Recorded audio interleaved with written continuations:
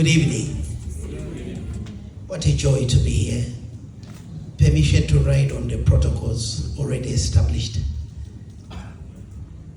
That was a great speech.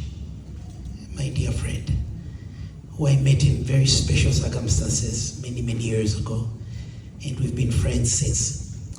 Thank you to all the sponsors. Zanaco, thank you.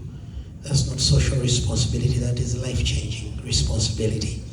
Thank you, Pick and Pay. Thank you, everybody. To all the other speakers, thank you. I came here to talk to you about a simple message. We are all disabled. Each one of us has a disability. The word disability means a physical or a mental challenge that incapacitates someone. When I was in school, I was friends with colleagues who were blind, or maybe they were albinos, and I used to walk with them to the dining and talk with them. I saw them fight, laugh, do their homework, and I was good friends with them. And people looked at me really funny, like, why are you walking with blind people? Why are you always with albinos? And I told them, they are not different from me. I'm also blind somewhere. I'm an albino somewhere. There's something I'm struggling with as well. And so humanity tends to judge one another according to the physicality. She's short, she's fat, she's slim, he's tall, his teeth are this. When I was growing up, they always told me I had a big head. I was so short, my legs were parallel. I don't think they have come together since, but I don't think I've grown taller either. And I was told I was so dark. One day I went to my mom, I said, Mom, they're laughing at me. Everybody says I'm darker than a pot. My mom had a very bad sense of humor. She grabs me, takes me in the kitchen, says, what? Who said that about my son? We go to the kitchen, picks up a pot, looks at the pot, looks at me, looks at the pot, looks at me, and then she says, I think they are right. And I cried even more. She says, come here, I love you, you are handsome. As dark as you are handsome. And when I was 16 years old, I realized no one could love me like Mobira, Christopher, Wanki, Pombe, Singongolo, Shimpundo by faith now. I realized I was one of a kind.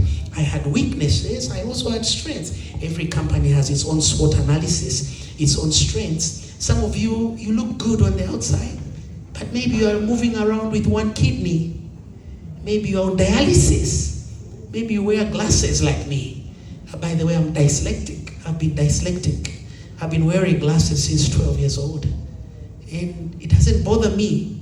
I'm this brilliant, genius, lousy boy who wears glasses and dyslexic and can do anything he wants to do because he knows that inside him is a man with disability. So why should I judge you any worse when we are just all the same?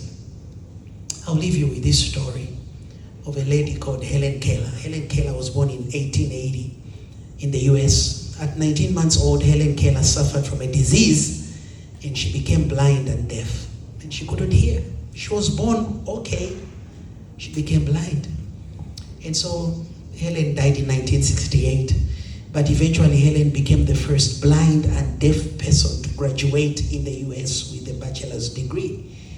And one person asked Helen Keller and said, what? How does it feel to be blind? And Helen said, the same way it feels to have eyes but without a vision. I have met rich people who are poor. I have met happy people who are sad.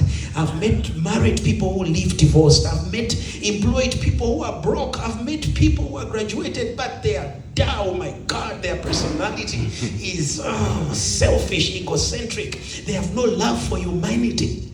I've met countries that don't care about others. They are rich, but they are polluting others. They are doing this to others. I've met people who have no heart and soul. If you don't think we are disabled, go to UTH and see rich people, poor people, all of them looking for the same blood transfusion.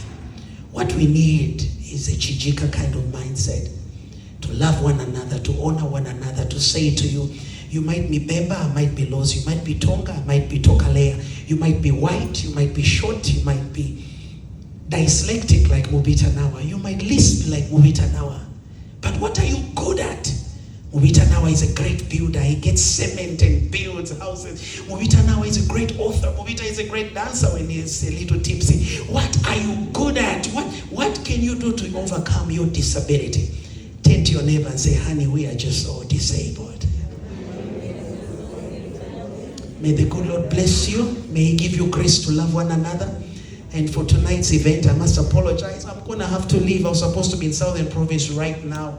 I've got work tomorrow morning, and I'm going to be leaving right this moment for work to Southern Province. But I had to be here. But I would donate a 20-meter by 30-meter plot to one of the award recipients, courtesy of me. And I'll also add 15 bags of cement to help you get started. My name is Mubita Nawa. God bless you, and thank you very much.